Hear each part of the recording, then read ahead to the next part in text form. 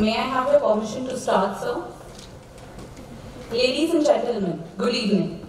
My name is Uma Kabir and I am a Project Research Associate at the Maritime History Society. And I welcome this August gathering to our Founders Day 2023. May I now call upon Commodore Ashish Khanna, Director, Maritime History Society, to deliver the introductory address.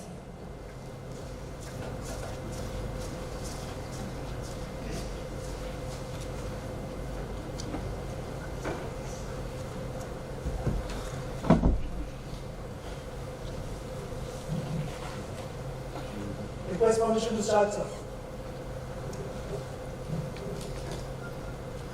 Vice Admiral Dinesh Kumar Tripathi, Flag Officer Commanding in Chief, Western Naval Command and Chief Patron of MHS. Mrs. Shashi Tripathi, President, Navy Welfare and Wellness Association, Western Region. Vice Admiral Rajaram Swaminathan, Director General, Naval Projects. Vice Admiral Sanjay Balla, Chief of Staff and Chairman, MHS. Admiral B.S. Shekhawat, former Chief of Naval Staff. Vice Admiral I.C. Rao, former Chief of Material. Vice Admiral A.R. Karve, former CNC, member of EFT Mumbai Bench and Patron of MHS. Vice Admiral MS Pawar, former Deputy Chief of Naval Staff and esteemed guest speaker for today.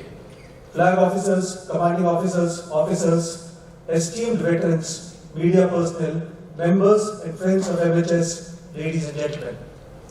It is my proud privilege to extend a warm welcome to this August gathering commemorating the 45th Founders Day of Maritime History Society. A brainchild of late Vice Admiral M.P. Avati, the Maritime History Society was established on 12th May 1978. It is a premier research organization where all enthusiasts can delve into the richness and diversity of India's maritime heritage. In the past year alone, MHS was instrumental in conduct of a number of lectures, seminars, exhibitions, and curated a number of visits for school and college children to our Maritime Heritage Gallery. In collaboration with Amar Chitra Katha and Naval History Project, we have produced a 3-part series titled Naval Journey of India, the last of which was released in September last year. We are presently working towards publishing 5 books in the forthcoming year, one of which is being published by the Ministry of Information and Broadcasting, whilst the other 4 are under active consideration by Messrs. Taylor and Francis. We continue to search for and foster emerging talent in the field of historical research, and you will get a chance to meet one of them today, Mr. Venkatesh Rangan, a banker by profession and a historian by passion. We also conducted the first certificate course for the officers of WNC in March this year. 25 officers attended and underwent lectures, heritage walks, and museum visits to understand the nuances of maritime history and the evolution of Indian Navy. Our team also participated in Fauji Mela in Bhopal last month that witnessed a footfall of over 1 lakh visitors, wherein the researchers got an opportunity to spread maritime consciousness in the heartland of India. Back home, MHS has started Heritage Walks series around places of maritime interest in Mumbai. May I urge you all to consider organizing these walks for your ships' companies and their families. We also offer internship programs for young individuals and enthusiasts in the field of research, archival, and conservation. We believe that these young people are going to be the true flag bearers of India's maritime heritage. The National Maritime Heritage Complex is being set up at Lothal, the location of world's first tidal dock. MHS is proud to be the nodal agency for the project and is also responsible for content curation for the IMCG gallery being set up there. We are working shoulder to shoulder with some of the best agencies involved in this PMO-driven project, including architect, Hafiz Contractor, and Tata Projects Limited. We are also proud to be collaborating with the Maritime Mumbai Museum Society for development of a maritime museum in the city of Mumbai. We hope that this will be able to address the absence of a singular and accessible maritime museum in the city with such a rich maritime connect. To conclude, I assure you that MHS will not rest on its past laurels. Each day brings new challenges and work opportunities even for a small organization like ours. We seek to remain active, relevant and sustainable and hope for all your support and patronage in all our future endeavors. Shana Varuna, Jai Hind.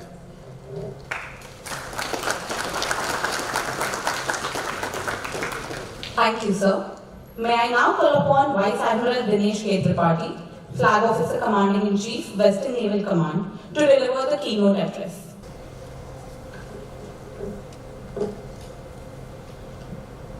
Admiral B.S. Shekhawat, our 15th Chief of Naval Staff, Vice Admiral Karve, former Commander-in-Chief, presently member of Armed Forces Tribunal, as also the patron of MHS, Vice Admiral I.C. Rao, former Chief of Material, and presently member of Maritime Museum Society of Mumbai, Vice Admiral Pawar, former Deputy Chief of Naval Staff, my ex-boss, an esteemed guest speaker today, why we are here. Admiral Swaminathan, DGNP Mumbai, Admiral Bhalla, our Chief of Staff, flag officers, respected veterans, commanding officers, directors, officers in charges, scholars, and academicians, maritime enthusiasts, ladies and gentlemen, a very good evening to all of you. As Chief Patron of the Maritime History Society, it is my proud privilege once again to welcome you all on the 45th Founders Day of the Maritime History Society, Mumbai. I would like to sincerely congratulate the MHS for your focused efforts towards promoting maritime consciousness amongst our countrymen. And you have been doing a good job in the last so many years. The history of Indian seafaring activities and their tryst with maritime ventures can be traced back to 3 millennia. All of us know that India was, is, and will always remain a maritime nation, and historically has been one of the major hubs of maritime activities since the Harappan times. For thousands of years, the seas around India have served as corridors for exchange of nautical ideas, wisdom, information, practices, techniques, and commercial activities. But despite the early utilization of the seas for Indians for so many years and for so many benefits, the appreciation of this blessing was rather slow and sporadic in the subsequent period. Most of the Indian empires chose to primarily be land-centric. But the Chola Empire was one of the first that extended overseas. The headquarters of the Cholas, Tamil Nadu, existed as a minor state during the 2nd century BC. By the 10th century AD, they dominated all of South India. With a good seagoing force, the Cholas led various maritime expeditions that gave them influence, some say control, I would call it influence, over the Maldives, Sri Lanka, and the Malaysian Indonesian archipelago by 1025 AD. They strategically harnessed the geographical and topographical features and used their great naval prowess to establish their control over the Indian Ocean region, what we call today. The period after the Cholas was characterized again by land centricity, and India lost control of the maritime domain when she ceded space at sea and turned to terrestrial politics. This led to the Arabs initially controlling access and networks in India and to India, which were later wrestled by the Europeans with the arrival of Vasco da Gama in the year 1498. The next seagoing dynasty of India was, of course, the Marathas. The formation of the Maratha army in the 17th century on the western coast of India was a master move by Chhatrapati Shivaji Maharaj and his successors and generals that continued the dominance of the Marathas. We will hear more of that from our guest speaker today, Admiral Pawar, who will speak about the inception of the Maratha Navy. You all know that the Indian Navy has acknowledged the legacy of the Maratha Navy by incorporating the Astkoni Rajmudra of Chhatrapati Shivaji Maharaj on our new naval ensign, which was unveiled by the Honorable Prime Minister on 2nd of September on board the Vikrant. Whilst our new ensign symbolizes the Indian Navy's maritime outreach in all directions, it is also a homage to the legacy of the modern Maratha maritime might. Sardar K. M. Panikkar, one of India's noted statesmen, diplomat, and historian, had rightly stated, and I quote, "It is the geographical position of India that changes the character of the Indian Ocean," unquote.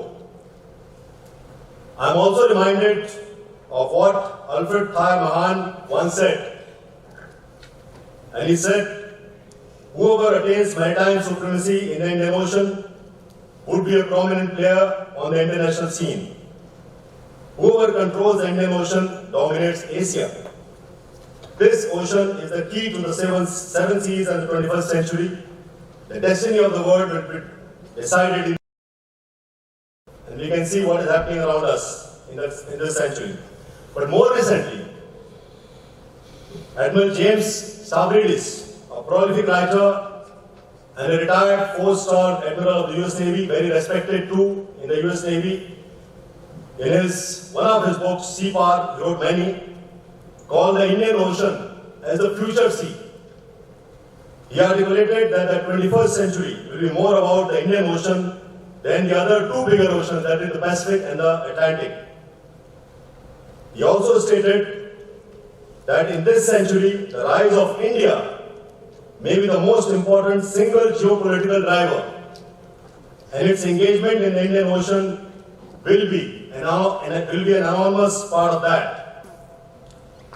He further added that how the geopolitics of the Indian Ocean unfolds will be a crucial vector for the overall trends of the 21st century geopolitics. It is thus no surprise to many that maritime matters have rightly gained ascendancy in the recent times, as the government has embarked on many maritime initiatives to secure our trade, growth, and security. In fact, we are now regularly using the term Indo-Pacific to denote a continuous body of water and a common area of interest extending to the Pacific. The vision of our Honorable Prime Minister, that is Sagar, security and growth for all in the region, enunciated by him in 2015 at Mauritius, has provided India with the opportunity to gain leverage in the Indian Ocean region. He also enunciated the concept of Indo-Pacific Oceans Initiative, IPOI, at the 14th East Asia Summit at Bangkok in November 2019, which was in a way an extension of his earlier enunciated policy of Sagar. The Indian Navy is playing an ever-increasing role in recent times and has created a bouquet of initiatives and structures to manage the Indian Ocean. These include the Milan series of exercises that started in 1995, the Indian Ocean Rim Association for Regional Cooperation, IOC-ARC, in 1997, the Indian Ocean Naval Symposium, IONS, in 2008, the Information Management and Analysis Center, IMAC, in 2014, and the IFC-IOR, the Information Fusion Center for the Indian Ocean region, in 2018. The growing maritime might and strength of our country is seen in the form of increased maritime engagements trade, and reach of our maritime assets. You will all remember that on 15th August last year, one of our ships flew the Indian tricolor with much pride in 6 continents in 7 ports. Further, in order to give a boost to maritime infrastructure, the Government of India and Ministry of Ports, Shipping and Waterways also launched the flagship Sagarmala project to promote port-led development in the country by harnessing India's long coastline, potentially navigable waterways, and strategic location on key international maritime trade routes. At present, at least 70 projects worth almost 3,000 crores have been sanctioned by the government under this initiative.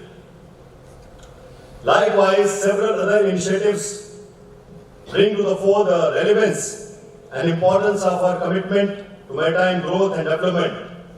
These include the blue economy and the deep ocean initiatives amongst many.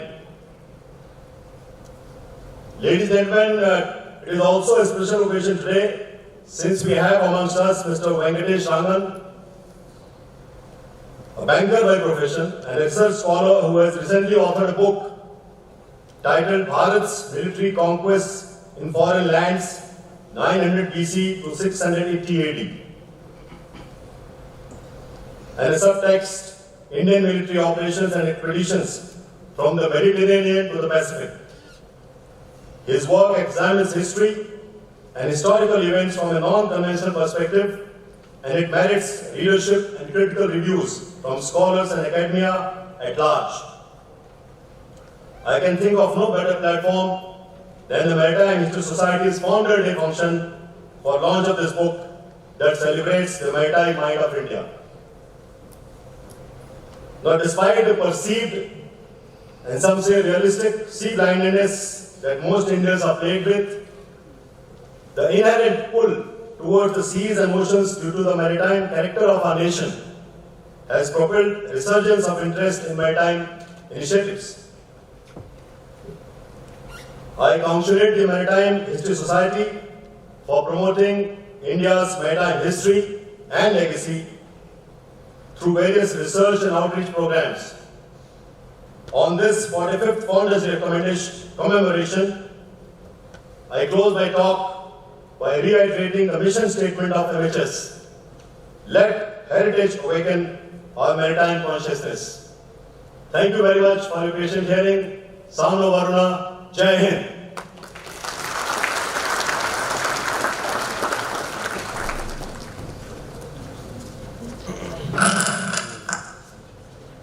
Thank you, sir, for highlighting the importance of native sea resistance in India, which is significantly underappreciated due to our perceived sea blindness, which has now set the context for today's commemorative lecture. While some of you have received an abstract of the talk, I will take this opportunity to briefly set the context. The topic of the lecture is the inception of Maratha Navy. While Shivaji was known to be a master of guerrilla tactics and strategy on land, he also had the unique capacity of knowing the importance of a navy on the maritime frontiers. During his time period, the European powers were making inroads into the Indian political theatre through sea. Shivaji realized the implications of such intrusions and had a foresight to build himself a brown water navy, which was indigenous and equipped with European artillery. This interesting variety in warfare was the hallmark of Shivaji Maharaj. The Indian Navy paid homage to this foremost proponent of India's sea power by displaying the shape of his octagonal seal on the Indian Navy ensign. And to throw more light on Maratha Navy, today we have amongst us our guest speaker, Vice Admiral MS Pawar, PVSM, AVSM, VSM retired, who talk more on the inception of Maratha Navy. Vice Admiral Pawar, an alumnus of National Defence Academy, was commissioned on 1st July 1982. He has the rare distinction of having maximum sea service in the Navy. He was a navigating officer of INS Magar during Operation Pavan in Sri Lanka, the Fleet Navigation Officer of Western Fleet during Kargil War, and the Fleet Operations Officer of Western Fleet in 2008-2009 when Indian Navy commenced anti-piracy patrols in Gulf of Aden. He has 4 sea commands include Nasha as Commissioning Commanding Officer, Kothar, Talwar, and Mauritius National Coast Guard ship Vigilant. He has the unique distinction of serving as a flag officer in all the 3 naval commands and naval headquarters. As the Director General Project Seabird, he steered the largest defense infrastructure project in the country and kick-started the execution of second phase of naval base at Karwar. He was awarded commendations by Chief of Naval Staff in 1998 and by Commissioner of Police of Mauritius in 2003. His presidential awards include Vishishta Seva Medal in 2010, Ati Vishishta Seva Medal in 2016, and Param Vishishta Seva Medal in 2021. He retired as DCNS on 31st May 2021 after crucial 28 months that saw the Indian Navy stood against the western and northern adversaries post Balakot and Galwan crisis. He oversaw Operation Samudra Setu and Mission Sagar during the challenging COVID-19 pandemic and Operation Sankalp following the US-Iran brutality in the Persian Gulf. Ladies and gentlemen, I now invite Vice Admiral MS Pawar to kindly grace the stage. Commander-in-Chief, Mrs. Shashi Tripathi, President Nova Western Division, Admiral Shekhawat, Admiral Rao, Admiral Karve, DGNP, Chief of Staff, Flag Officers, Commanding Officers, Directors, Officers in Charge, and Sea Warriors of the Western Naval Command. Not to forget the scholars of the Maritime History Society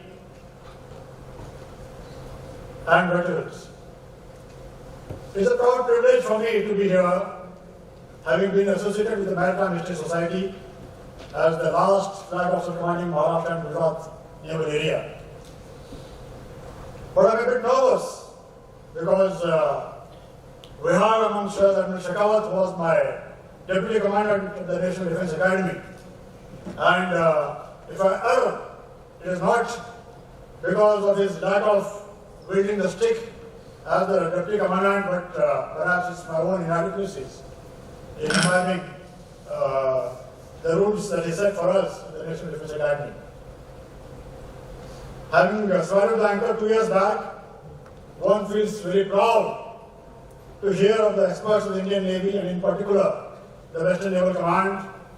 Rather nostalgic, exactly 2 years ago, this week, the Western Naval Command was bracing up for the historical Nabhuto Bhavishyati type of search and rescue mission in the aftermath of the cyclone Taukte, which passed close to Mumbai. More recently, we have had Operation Kaveri, where ships of the command did the Indian Navy proud. And of course, just a couple of days back, we had the news about the bullseye being scored by one of the ships of this command.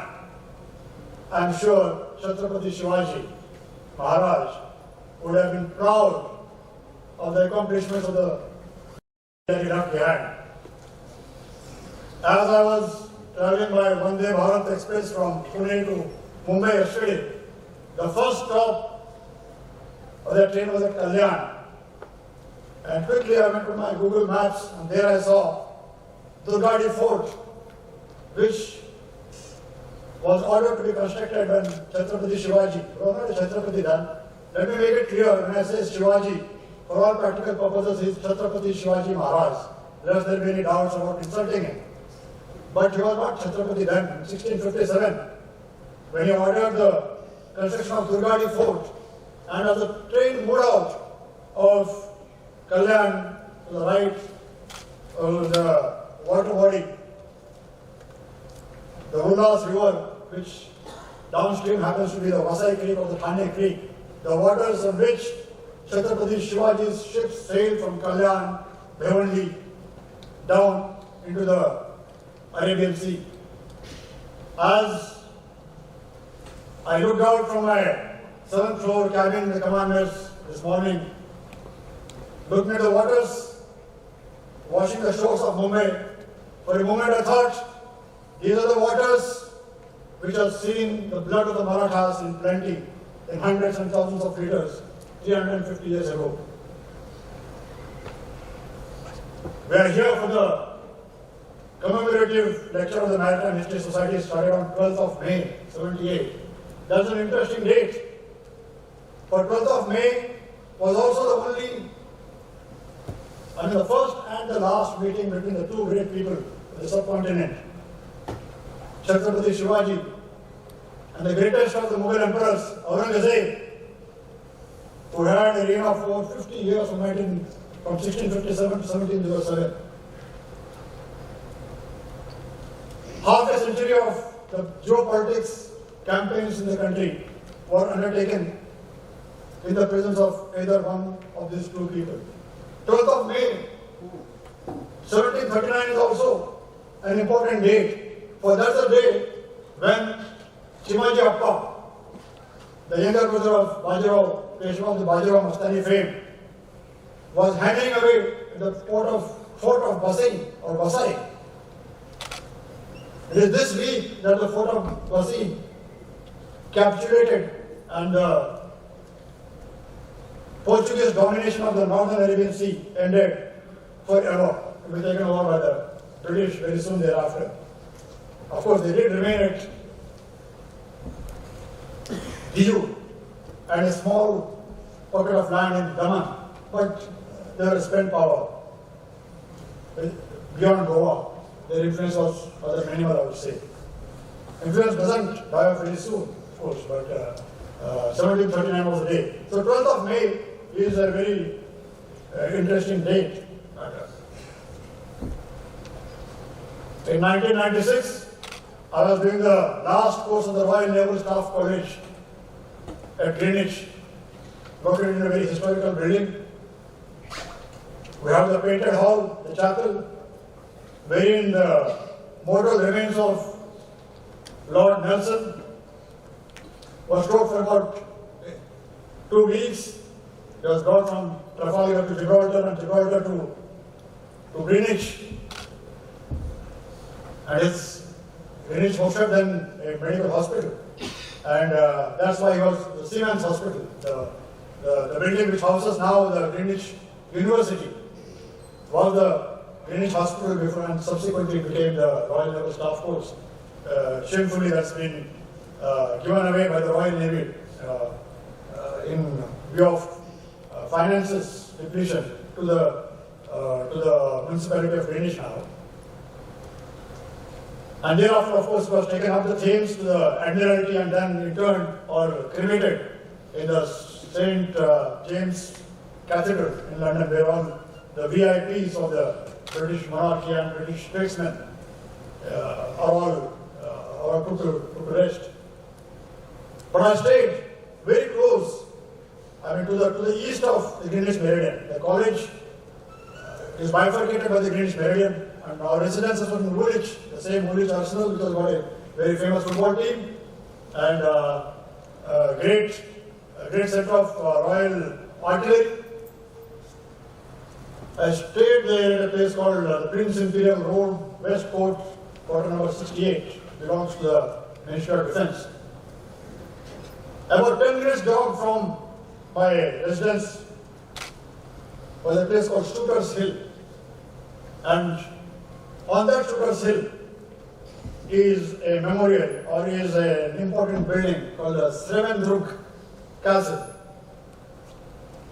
built by Mrs. Anne James, the wife of Commodore William James, who had led the East India Company forces in the Battle of Suvarnadurg, which the British misspelled as Srevendruk in 1755.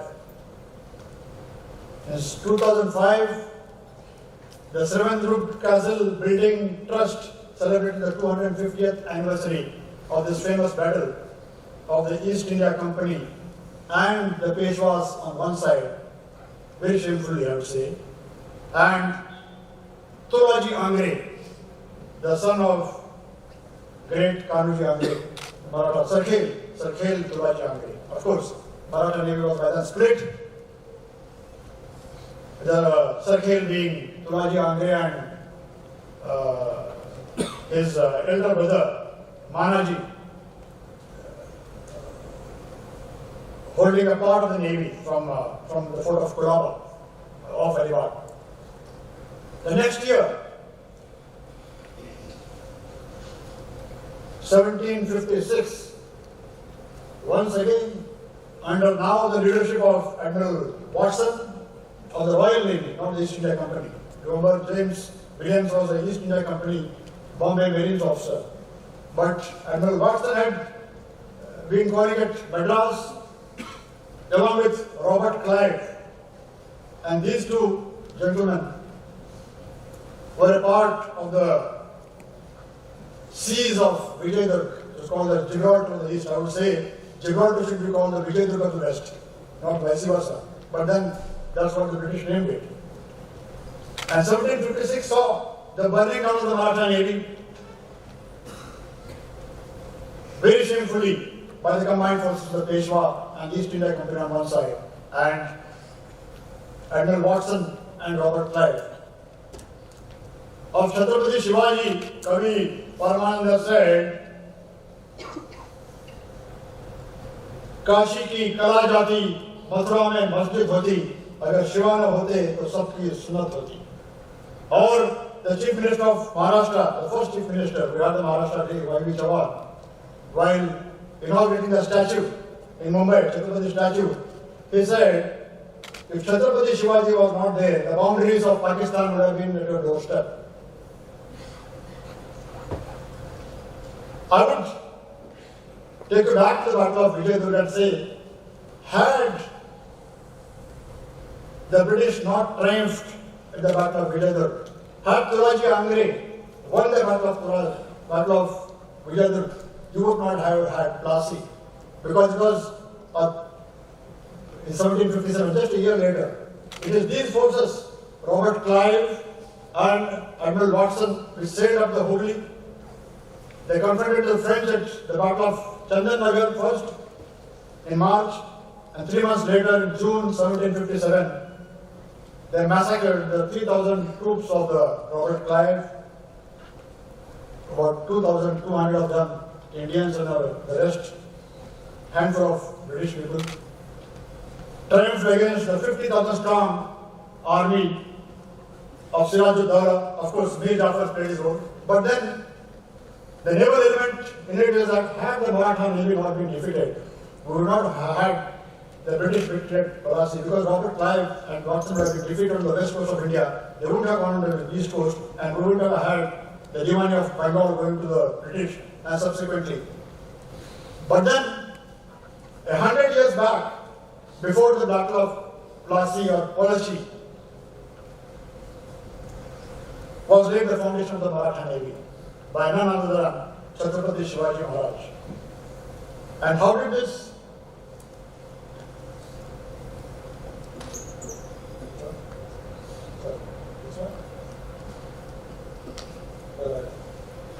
You see that is I just taken it. I must thank the scholar, what's her name, Amrita of the Maritime History Society, who just made the slides, I think less than 2 hours back.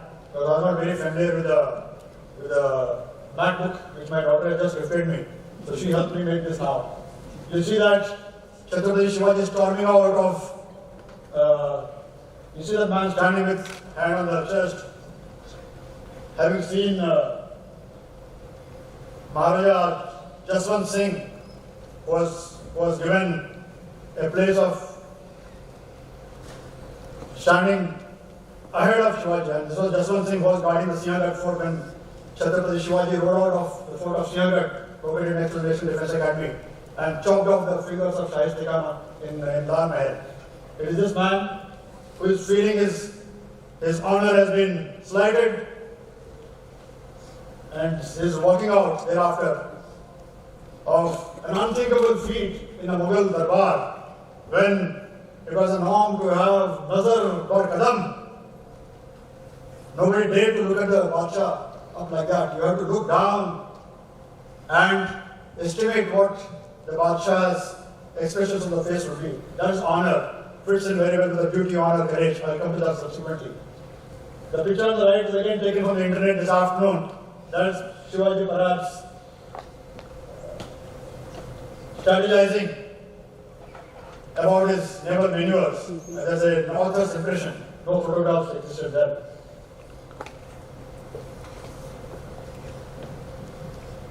Well, that's a quote from Ajna Patra. Ajna Patra is to Chhatrapati Shivaji and the Maratha Empire what Arthashastra is to Chanakya and Chandragupta Maurya, or what Bhagavad Gita is to Kurukshetra. It's a compilation of the policies, the practices enunciated by Chhatrapati Shivaji, practiced hard by his successor Chhatrapati Sambhaji, Chhatrapati Rajaram, Shahu, and crystallized into pen and paper by Ramchandra Pant Amatya. And what does it say? Navy Arma Rex Swarajache Swatantra Angatahe. Navy is an independent arm of the state. As the cavalry dictates what should be the extent of your empire, so does the extent of your possessions is dictated by your position of the navy. And therefore, he who owns the navy owns the sea. Jalame Vedasya Bhalame Vatasya. And therefore, it is important to have a navy. And no better enunciation of why we require a navy. You don't have to go to the Ministry of Defense and convince them. Chhatrapati Shivaji, 358 years ago. I mean, we should be commemorating or celebrating the 350th year of the coronation of Chhatrapati Shivaji on 6th of June 2024, because he was coronated in 1674 on Raigad. There you have, as the Commander-in-Chief said, the adoption of the Shivaji's Ashtakoni Mudra on the naval ensign. I was present when this happened on the 2nd of March when Prime Minister unveiled the new ensign when the word says stroke, and my wife was sitting on the first row. The previous evening, the Chief of Naval Staff was my colleague as a Fleet Gunnery Officer when I was the FNO. During the pre-commissioning cocktails of Vikrant, I get a glass of water. He told me, sir, you're going to see an interesting thing tomorrow. So I told him, Hari, I have now swallowed the anchor, there's nothing to see interesting anymore. So he told me, yes sir, you'll see it. And when this thing was unveiled, there were a large number of stories and gossip going on as to what's going to be the naval ensign like. Involuntarily, tears flowed down from my eyes when this ensign was unveiled. Not because I'm a Maratha and I belong to Satara, where the 13th descendant of Chhatrapati Shivaji continues to sit in the nominal Gadi. But in a way I thought, for example, there could be no better way to honor the great man. The Navy did not do any service to the man. The Navy did service to itself. But there were many articles like the likes of Manoj Joshi and fair amount of discussion and debate of future laws like greater and here and there. We can discuss that and question answers if you want. But I truly believe that this is a great and an inspirational moment for the Indian Navy. What does Ashtakoni Mudra indicate to you? It is not just an octagonal figure of 1 centimeter by 1 centimeter by 1 centimeter. You look at the language of the seal. It is the first seal in modern times, in medieval times, to have the Sanskrit language. That's Atmanirbharta for you. A much talked about and bandied word. When Chhatrapati inherited his Jagir, I'll come a little later to that, the court language was Persian. Remember, these people who were ruling us were not Indians. They come from some other territory, they didn't know the local language. There were, of course, great people like Akbar, there were people like Ibrahim Adil Shah, who mastered Indian languages. In fact, Ibrahim Adil Shah of Vijayapur was a great Bhakt of Venapati. So, but by and large, Chhatrapati Shivaji's father's mudra or the seal was itself in Persian. So here was a conflicting requirement. The edicts, the rules, the government notifications used to be in a language which is alien to the people who didn't understand what they meant.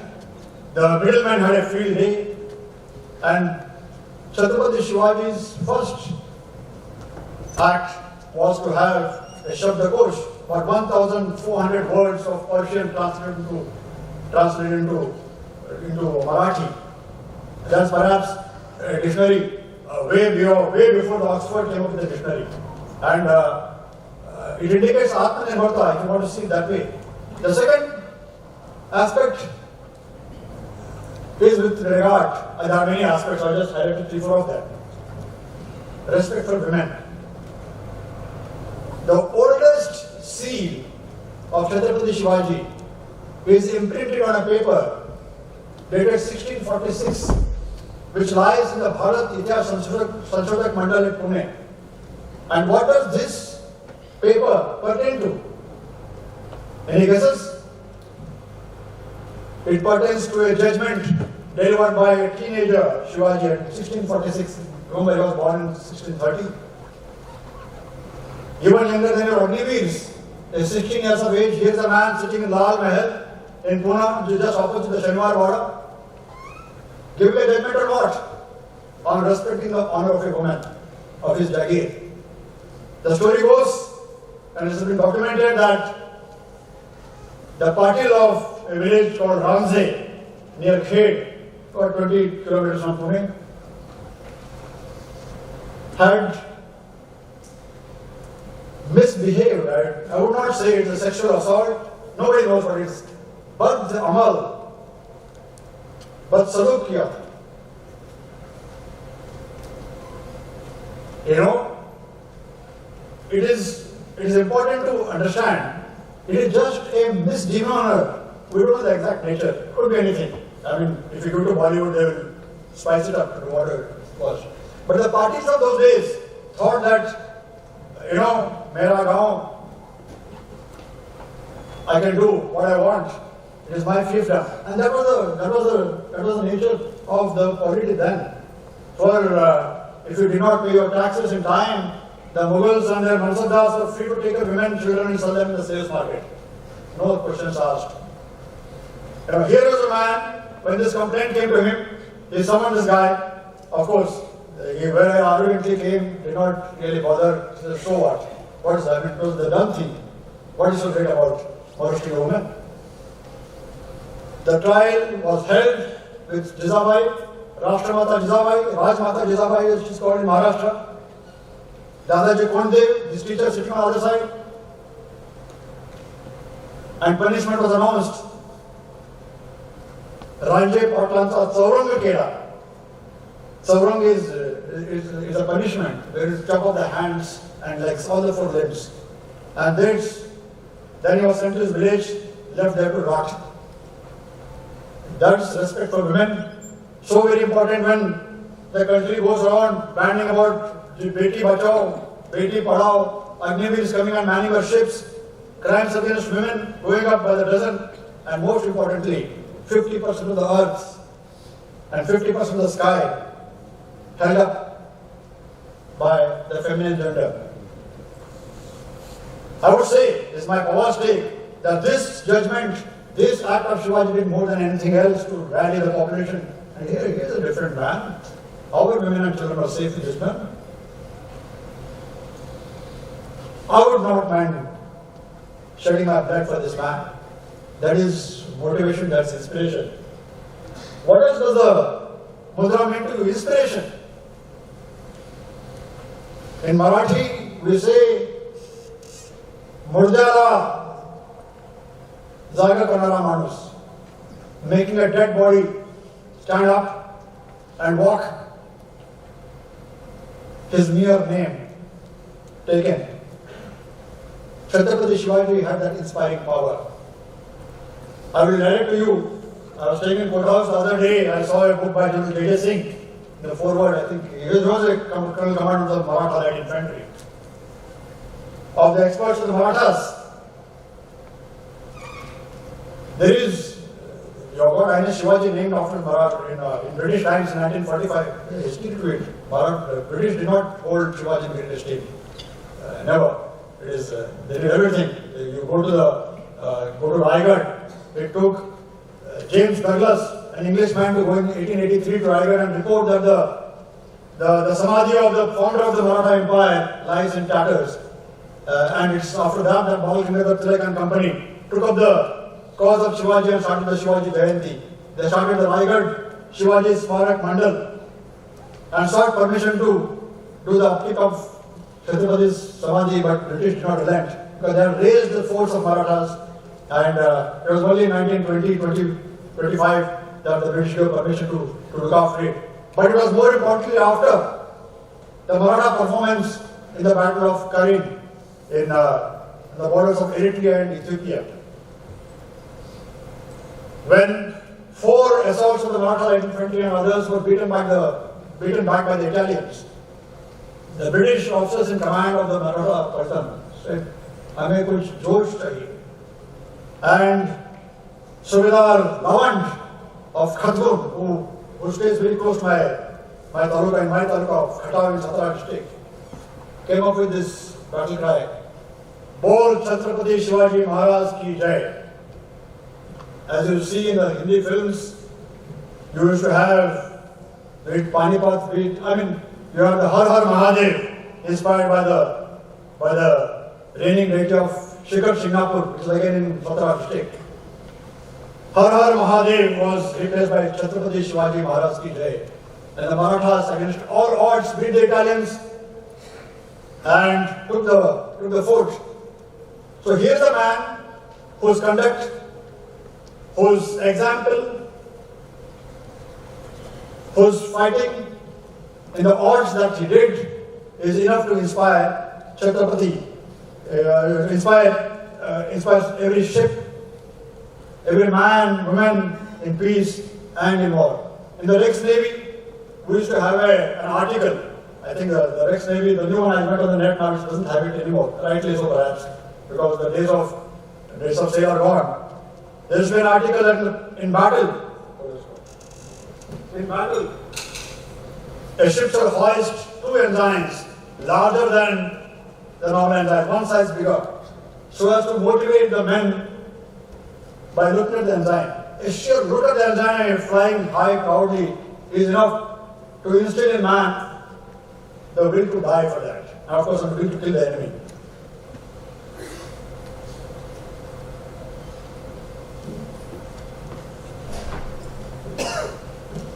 So imagine the inspirational value of this Ashtakoni Mudra, and people remember Chhatrapati Shivaji. Who would not? There is no Marathi man, I don't know about others who are in central schools, who has not known 3.5 things about Shivaji. His slaying of Afzal Khan, the great Bijapuri Adil Shahi Sardar in Pratapgarh in 1659, his chopping off of the limb of the figures of Shahisti Khan in Lal Mahal in 1663, when surrounded by 100,000 Mughal infantry, cavalry and what have you, duly supported by the likes of Raja Jaswant Singh and many others. His great escape from Agra after Aurangzeb went back on his words after the incident of being slighted and Chhatrapati Shivaji having challenged the authority. Of course, Chhatrapati Shivaji was going to be killed. अरे वो तीसरा line में बंदा सो रहा है, उसको उठाओ बाजू वाले में, छत्रपति शिवाजी का नाम लेके सारा सो रहा है, हाँ ऐसी गद्दारी क्या हो सकती है? Am I too boring? I think I have to be charged. It's like a pipe. I mean, pardon me for that. It may sound boring to you. It's very, very thrilling and full of adrenaline go. But to escape from Agra, when you are under house arrest with the Mughal army guarding the house and transiting over 1,500 kilometers through enemy territory, what better example of escape through enemy lines can be there? If that is not enough to inspire a man. In fact, a couple of years back, I was at the Constitution Club in Delhi, where I was speaking to the IAS provisionals who were going to Mussoorie at a function. And during the tea break, one of the students who was also preparing for IAS, he told me, as Marathi boy, and I told him, डर लगता है? अगर डर लगता है तो छत्रपति शिवाजी का example मन के सामने लेके आओ. What would have been Chhatrapati Shivaji's feelings when he descended the Pratapgarh to meet Afzal Khan? What would have been his feelings when he raided Shahistar Khan, Operation Jupiter, of the US SEALs to take out Osama bin Laden? Amateurish comparison. Can't compare with Chhatrapati Shivaji's raid to Shahistar Khan. Without technology, on a dark night, no GPS, no navigation, what have you. So that's enough to inspire anybody. And then of course, Navy's core values, duty, honor, courage, no better person to enunciate than Chhatrapati Shivaji. There it is, you can read, in personal activity, Shivaji exceeded all generals of whom there is record. For no partisan appropriated to service of detachment alone ever traversed as much ground as he did at the head of armies. He met every emergency of peril, however sudden or extreme, with the instant discernment and unshaken fortitude. The ablest of his officers acquiesced in the imminent superiority of his genius, and the boast of the soldier was to have seen Shivaji charging sword in hand. This is written by a Britisher. No Julius Caesar, no Hannibal, no Alexander can ever match Chhatrapati Shivaji's genius and his example in combat.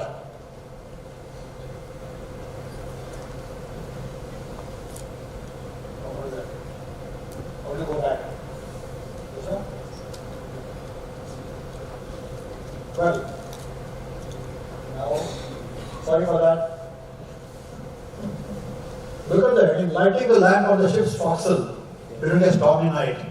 That's how, I have given you a preamble now. That's rather longer than my lecture perhaps.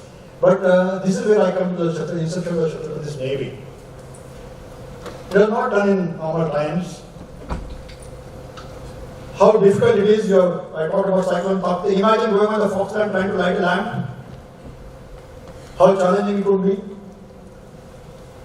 In the Mahabharata, in the Karna Parva, there is a dialogue between Arjuna and Lord Krishna, wherein faced with Karna, despite the apparent superiority of Arjuna to push back Karna's chariot, Madhusudan, Lord Krishna, is extremely generous in praise of Karna. He's saying, wow, wow, kya baat hai Karna.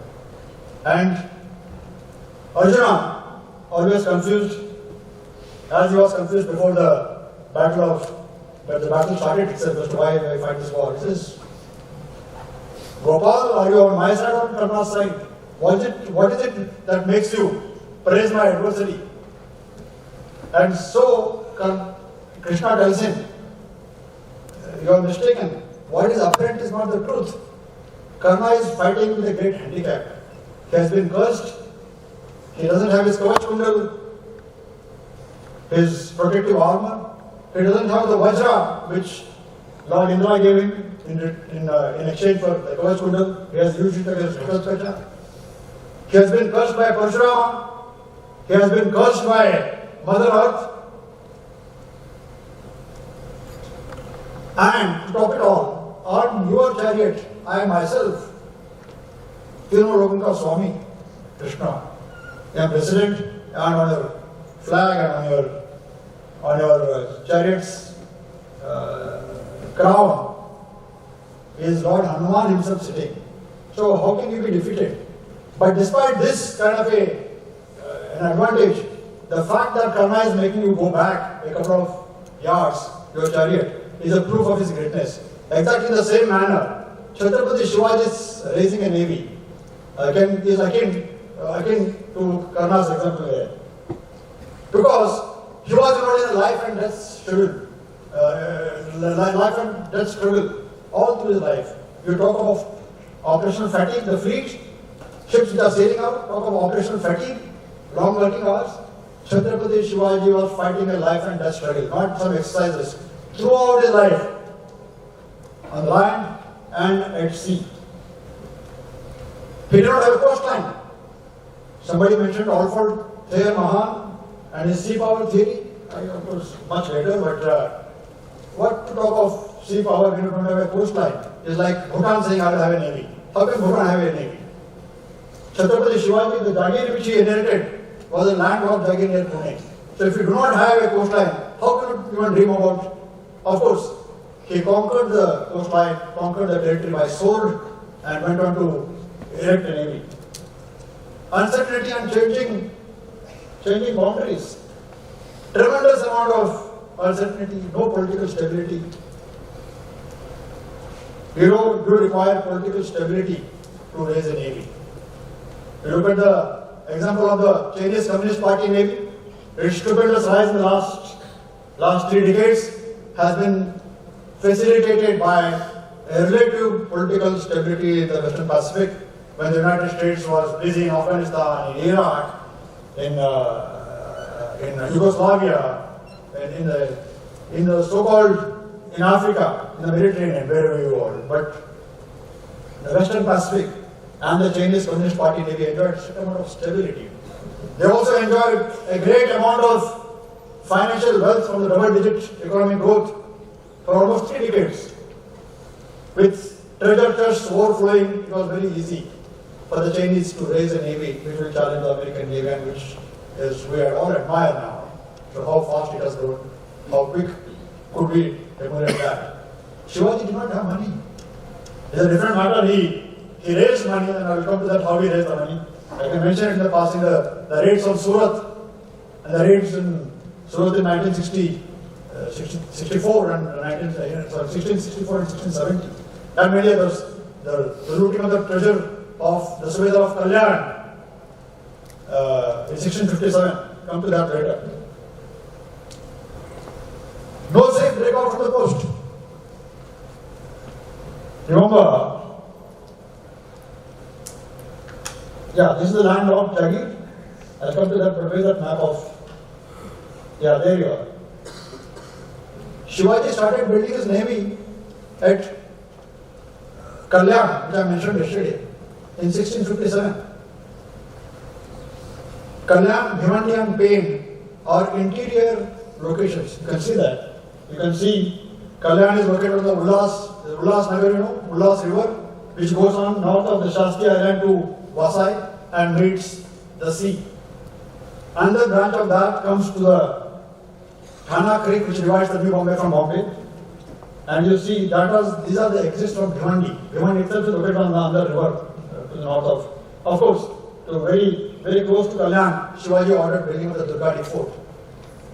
And look at Pain, which is on the Bhagwati River, north of the Amba River, which flows into the Dharamtar Creek next to Karanja. The point to note is that Vasai was under the control of the Portuguese, and so was Karanja, and of course so was Mumbai till 1661. And Karanja continued to be with the Portuguese, even with the Bombay. Karanja was not given to the Portuguese in dowry. Karanja was not given by the Portuguese to the British in dowry. So imagine the challenge for the Maratha naval ships to leave their dockyards and venture out into the open sea. How do they break out? And there is correspondence between the Portuguese viceroy at Goa and his northern commander at Vasai, and Chaul and Karanja, to say that please do not allow this Shivaji's craft to go out. Cite them the policy that it has never happened before. How can you allow this?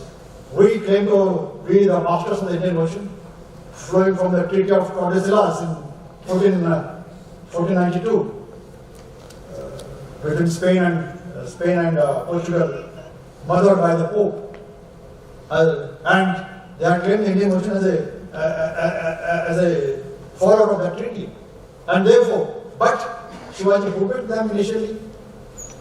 By the sheer brilliance of his campaigns, he made the Portuguese get cold feet. In fact, there is correspondence in the company records in Goa that there was a man hired from Mumbai to go across, set ablaze by treachery, by deceit, the Maratha fleet while it was being built itself.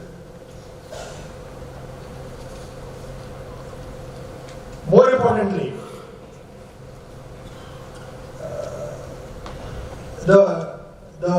just like the French created navigation hazards in Hooghly when Robert Clive and Admiral Watson went to take Chandranagar. So did the Portuguese attempt to create navigation hazards for the Shivaji's craft to leave the Vasai Creek and Thane Creek. Decaying and ravaged Jagiir. The Jagiir was, before Shivaji got the Jagiir, it was, of course, it was the Nizam Shahi. In 1636, there was the treaty between Aurangzeb, the Mughals, and Shah Jahan, not Aurangzeb, his father, Shah Jahan, and Adil Shah, about the Nizam Shahi of Ahmednagar, not about Nizam of Hyderabad or Nizam al-Mulk. Ahmednagar and the Nizam Shahi, which was again a successor of the Bahmani empires, was demolished or dissolved in 1636, and a part of the Jagiir. Shivaji was the one who was holding on. Shivaji's father, Shahaji, was fighting for Nizam Shahi with the Nizam on his laps. He was fighting the Mughals and Adil Shah. He was cornered by the Mughals and the Bijapuri armies at the fort of Mahuli, just north of Kalyan, and they had to give up. One of the conditions of the treaty of the end of Nizam Shahi was that Shahaji shall be sent out of his Jagiir to Karnataka. Shahaji never entered his Jagiir thereafter, except in 1662 once, for a few days, to say well to his son. Whereas this guy inherited a Jagiir, it was poor. So much so, it was so poor that the Adil Shahi had demolished it, burned the countryside, and Pune, in Marathi it says, Gadwaza Nangar Dravane. The Pune city and its environs have been plowed by donkeys' plows. That is the biggest curse and superstition that गधे ने आपकी जमीन की मशक्कत की है तो उसमें वो पैदा कैसे हो सकता है कुछ उसमें. If you go to Lal Mahal in Pune, you will see a statue of two oxen and a gold plow made of gold, with Shivaji holding the plow and Jizabai, his mother, standing next to him. They re-plowed the Jagiir using a plow of gold. They re-established the land revenue system and they brought prosperity to the land. But when Shivaji inherited it, it was decaying, did not have any finances. Illusory peace and finance are mentioned. No shipbuilding and artillery capability. How do you build ships when there has been no navy in the past? I mean, we are talking about the Directorate of Naval Design. We feel very proud the Vikrant has been designed. How would Shivaji face this challenge? A land lover like Shivaji. There was a big challenge. How he overcame it, we'll see.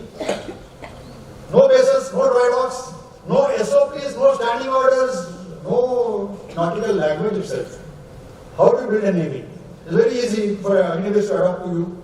You've got training schools, you'll train Chilka, you'll train them. How would Shivaji have done this without any legacy? Unskilled human resources, of course, they were skilled in the art of seamanship. But there's not all that is there to fight. You have to fight in packs, you have to maneuver ships, you have to have communications, you have to have intelligence organization, you have to have maintenance, you have to have dispersal tactics, you have to use the wind. I mean, there is a lot of difference between a fisherman and a naval sea warrior. That difference was there. How would Shivaji have overcome that? And multiple powers jostling for the narrow plea of the Konkan coast.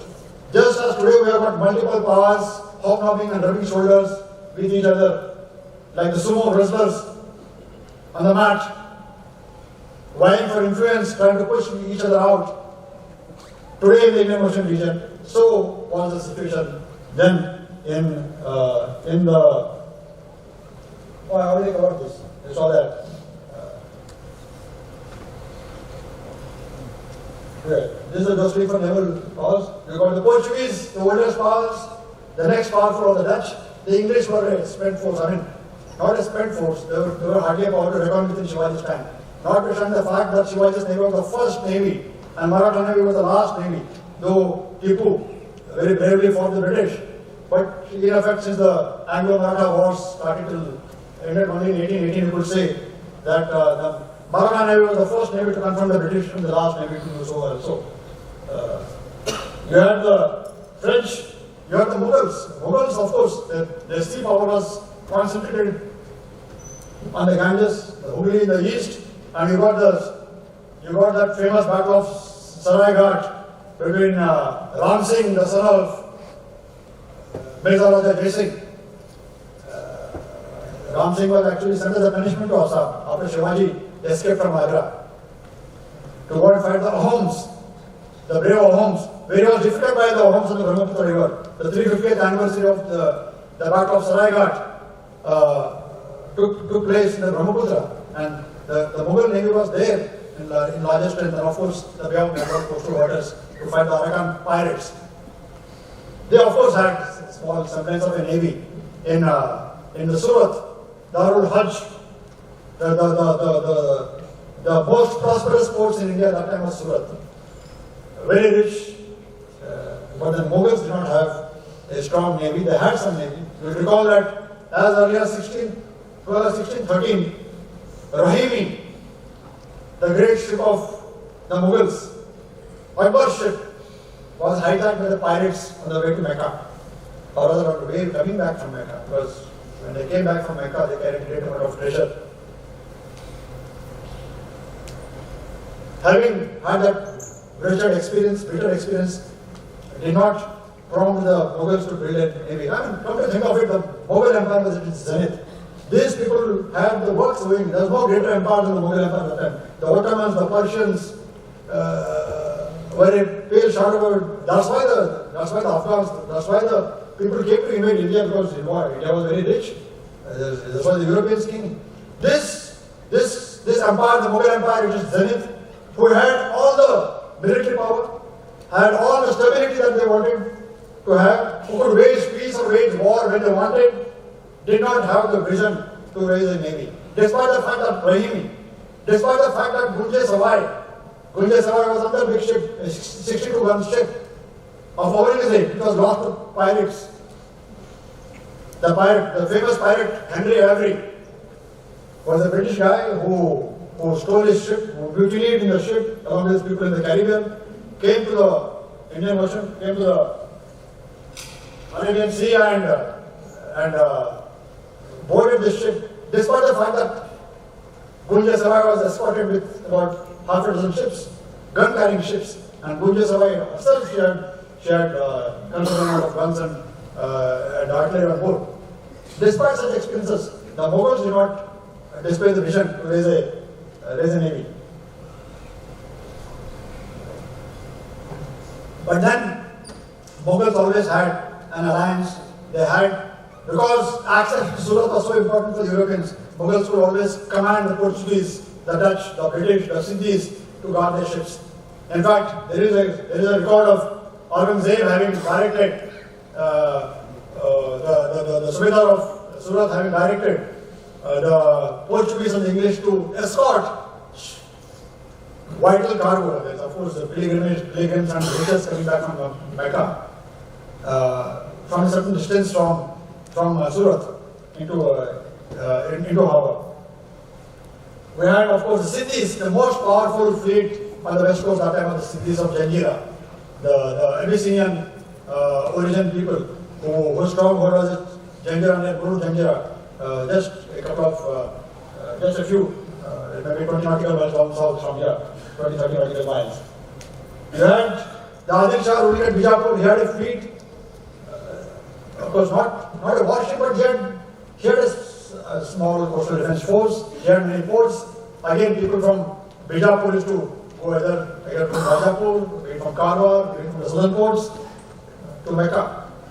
And a large amount of trade used to go on from the Carnatic coast, which are under the rule of Bijapuri Adil Shahs. Of course, we had the Samant Wadi in Ratnagiri district today. They were always a thorn in the flesh for the Marathas. We will see to that. The Nayaks, who were in South Karnataka, Nayaks are the guys who took over the Portuguese possessions in Karnataka, the 4 Portuguese possessions. In fact, I can come there to the next slide. See that. This is, of course, the slide made just this afternoon. You have you can see the various black dots. The red ones are the Portuguese possessions. But these are powers there. You have the northern possessions. That is, you had the Masroor, you have got Mangalore and Manohar, which were taken by the Shivappa Naik of Bednoor in the 1650s to 1655. And of course, the southern possessions were taken over by the Dutch. That is starting from Kannur and Cochin, Quilon and Kodingallur were taken by the Dutch, who were already established a base in Ceylon, and taken over Batavia, the Indonesia from the Portuguese. So Portuguese power was in the reign, of course. And of course, you had mentioned the piracy. Not only the pirates and the Malabar pirates, were the Malabar as well as from the Bagheras of Kathiawar, as well as the people of North Kerala, who were the great pirates, and Europeans, of course, they came in. So these are the geopolitical situation. People jostling for powers and all the disadvantages which the Chhatrapati had in raising a navy. Shivaji raised the navy, and in 1665, just as the Indian Navy sent its ships, the CNC mentioned, in 6 continents, of course, he who planned it as a DGNO in his previous avatar, to have the ships in 6 continents on the 15th of August in Amritkal commencement. Chhatrapati Shivaji showed the flag, went on an expedition, starting off from Malwan to Masroor, which people call it Barcelona also in the European literature. It is located in Karnataka. Of course, he went up to Rangoli with 85 frigates and 3 bigger ships, battleships, which are actually Galbats and Gurans. Shivaji personally led that expedition. Either in admiral, the chief of the naval staff, or the king rather. In history, you would have had the Cholas 1,000 years back, of course, but there were different times. Here was Shivaji, raising a navy in the circumstances, he went there. It is said that the loot is a derogatory term. The possessions, I would say, because there is no loot. Just as the Mughals and the Adil Shahs razed Maratha country, so did Shivaji did to them. Do unto others as they do to you. If they love you, love that back. If they do everything else, do. Except if they take a women, don't take the women. And Shivaji followed that principle till the end. A stupendous success. Remember, he set off from Malwan. He went to the Portuguese territory of Goa. He scattered them, of course, but 40 Portuguese did not have the nerve to challenge Chhatrapati Shivaji. That is deterrence in a maritime strategy. What better example of deterrence can there be? That here I am carrying my ships, come hither. I will show you what it is to confront a Maratha Navy. The Portuguese did confront the Marathas subsequently, of course. Some there were wins, some there were losses. But here is the supreme confidence. The confidence comes from comprehensive national power, not necessarily the might of the Gurabs or the Galbats or the swordsmanship of the Maratha Expeditionary Force. On the way back, Shivaji stopped at the coastal port of Gokarna, which is a temple. Those of you who have visited Karwar, is a must visit Tirtha Kshetra, which is very well revered in the Hindu region. He paid a visit there. He came to Gangoli. From Gangoli, he took a horse, came back to Karwar, and at Karwar, he sent a letter to the European powers over there. The English immediately moved their treasure onto a ship from Muscat, which was lying at anchor. And the same night, a Sardar of the Adil Shah of Bijapur fetched up in town because the Badi Begum, the Badi Sahiba, the mother of the Adil Shah, wanted to visit Mecca, and he had come to the Adam Fire. And having seen this force, he said, you better skirt Karwar. But this is 1665. And Shivaji told Acha, Tune meri holi kharab kar. In fact, I will have you. This is the message he sent to the British, the English factors at Karwar. The English factors are on record to have paid 112 pounds to Shivaji as a compensation for his loss of coming to the ships and inspecting them. But then a great thing was happening in the north. Mirza Raja Jai Singh had been deputed by Aurangzeb after the defeat of Shaiste Khan, after the Surat had been looted in 1664, and the largest ever army to invade the Maratha territory was by the bravest of the generals, Mirza Raja Jai Singh. There was nobody greater than him and Aurangzeb's Aurangzeb was in chair courtesy Maratha Navy, I will say. Of course, there was Diler Khan, who was accompanying Maratha Navy. And having been threatened from the north, Shivaji let go of his expedition, mounted the horse, rode back along the Konkan to his territory to prepare for the avalanche that Maharajah Jai Singh was going to unleash on the Maratha territory. The rest is history, of course. But that is the Basur expedition for you. Conflict with the cities of India in Marathi, they say, "Jaisa gharat undir, taisa siddhi." जैसे घर में चूहा होता है, वैसे सिद्धि है. Who are the cities? Cities for Abyssinians. Those of you who have seen the movie Razia Sultan, the famous famous Hindi actor Hema Malini has acted as Razia Sultan. There is a slave there who is in chains. She is supposedly supposed to be in love with. He was an Abyssinian. Siddhis were Abyssinians. Negroes who were brought as slaves. Malik Ambar of Nizam Shahi, Siddhi Hilal, Siddhi Johar, Siddhi Masood, Siddhis of Janjira, Siddhi Qasim, Siddhi Sambur. There are a large number of these Siddhis. Siddhis are people from Habashis. And that's why the territory was called Habsan. The area, the coastal district, or coastal taluka, the coastal district which is controlled by the Siddhis from the headquarters in Guruk Janjira and the capital at Danda Rajpuri on the coast. There's a fort there. It was called Habsan. And they were the Siddhis. The Siddhis were the slaves who by the chivalry, by the bravery, by the determination rose up the ranks and became Subidars, Sardars. However, for time. Okay, I will take with the CNC's permission, I'll just spill over some more time. Pardon me for that. They were the Siddhis. And these Siddhis remained undefeated players all through, till independence. Of course, they had very limited territory in Guruk Janjira and thereabouts, because the Marathas and the British had thereafter taken that land. Of course, they had a small enclave at Jafrabad on the Gujarat coast. This is the Siddhis positions when they decided to join India after the Sardar Patel appealed to them. So, when Chhatrapati Shivaji expanded his Jagir from the vicinity of Pune to the west of the Sahyadris, they defeated the More, the Chandrarao More of Javli. Now, Chandrarao More from Javli. Javli is where, the western edges of the Sahyadris. That is a place which has Pratapgarh. Pratapgarh is one of the forts which Chhatrapati Shivaji won from the Chandrarao Mores, and that's the fort in 1656 after he defeated the Chandrarao More.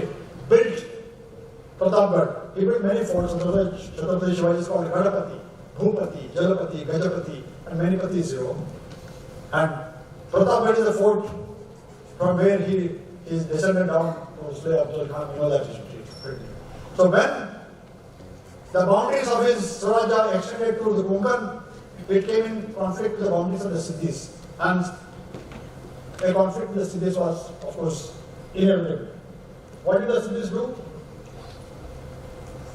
Siddhis' favorite hobby was to plunder the Maratha territory, carry their women and children, send them as slaves to Muscat, Persia, to the Mughal Empire. It was a big trade. Selling of slaves, we talk of slavery from Ghana and west coast of Africa. Do we know a great amount of slave trade that happened in this country? Of course, we know the Battle of Panipat, we know the Mughal, the Muslim invasions before that, the massacre of people. You think they massacred the women? They took the women away, they took the children away, they converted them, they used them as slaves, but it was a thrilling market. It's paying money. And that is why it was most important facet was the plundering of people and carrying away the riches from the coastal areas that prompted a conflict between Shivaji and his navy. Since Shivaji had taken, of course, Siddhis, of course, I mean, you cannot be a big power using an island. You require support. And Siddhis very shrewdly aligned with the Adil Shah. Siddhis were were the vassals of the Nizam Shahi at Ahmednagar. But in 1636, when Nizam Shahi was dissolved, that part went to Adil Shah of Bijapur. So Siddhis became the vassals of Adil Shah. Adil Shah was not too powerful to wield his influence and order Siddhis. It was an ambiguous twilight zone sort of an equation. But Siddhis did align with a major land power. So that in case he is under too much of pressure, Adil Shah, his master, would put pressure on the land so that the Shivaji's armies are moved that side and his pressure on Siddhis is removed. Subsequently, in the 1670s, when the pressure on Siddhis was too much, Siddhis said, Adil Shah koi kaam ka nahi. He shift alliances and the Mughals were too happy to have him as their admiral. Immediately, Aurangzeb told him, you are the admiral of the Mughal Navy. And then, with Surat in the hands of the Mughals, with Surat so critical to the profitability of the European business, in case Aurangzeb ordered the European powers support Siddhi, they were duty bound to do that. If not overtly, at least covertly, and there are umpteen number of examples wherein the Portuguese, the English have supported the Siddhi. For example, Siddhi used to use Mumbai anchorage because you can't anchor it Karanja in the southwest monsoons, you see it. There's a nasty sea there. Siddhis wintered sheltered at the calm waters of Mumbai harbour. And the moment the monsoon was over, he sprang across from Aguthani, Pain, Alibag, etc., carried the women and children and burnt the people carrying the cattle, molested the countryside. And this happened year after year, and every year there was a running battle throughout Shivaji's time with the Siddhis, and it was a stalemate. You win sometimes, I win sometimes, but more often than not, Siddhi was on the verge of starvation. So much so that Fateh Khan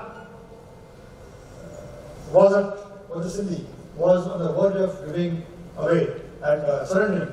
And there is great amount of politics as to how the Portuguese wanted to take the center of India, how the British wanted to do it. The factory records say that. And after there was a mutiny, and we had the Siddhi Balsambul coming to power, Siddhi Qasim,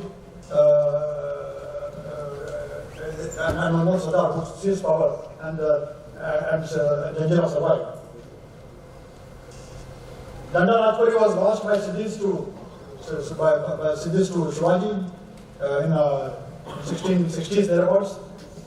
In the lightning campaign of 1657-58 of the Northern Konkan, Danda Rajpuri was lost. But in 1671, Siddhis took that back.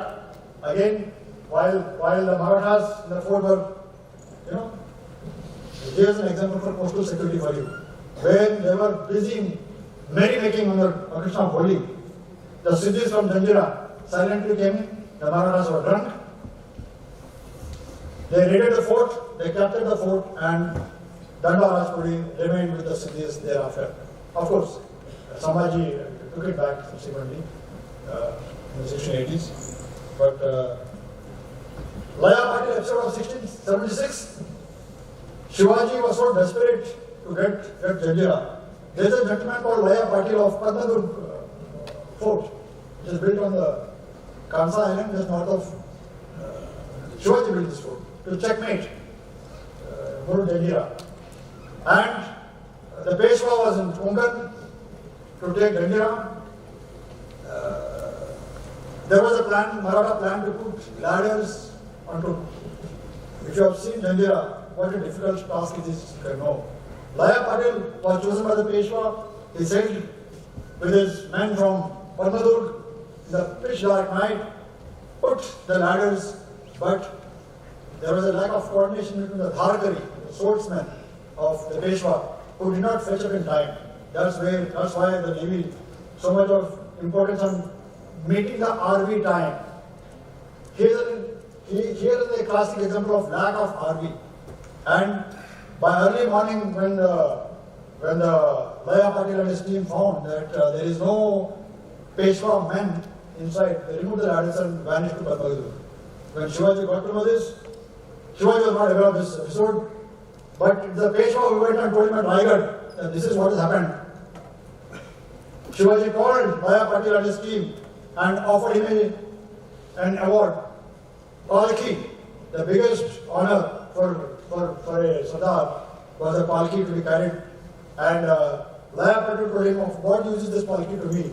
Chhatrapati Shivaji went a step ahead and said, there will be a palki on effort for you. So there was a first palki or a palanquin on water was awarded to Laya Patil for putting ladders in the face of opposition to Guru Janjira. We had the Kanderi-Underi conflict, which I will come to that when I discuss the Anglo, because the Kanderi conflict started with the British. Then British were getting cold feet. They wanted to hand it over to somebody, and like this guy came in. You know the Kondaji Farzand episode? We talk about the Maratha Ashtukani Mudra. Kondaji Farzand was the man, the hero of Panala. You know, Panala was lost to the Marathas after Shivaji escaped from there in 1660.